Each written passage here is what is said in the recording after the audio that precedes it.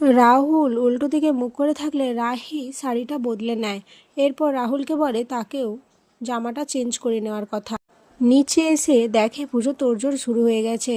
রাহি আর রাহুল একসাথে আরতি করে, একসাথে সমস্ত পুজোটা পালন করে। তখনই পিসি ঠাম্মা বলে, আমি তোমাকে একটা উপহার দিতে চাই।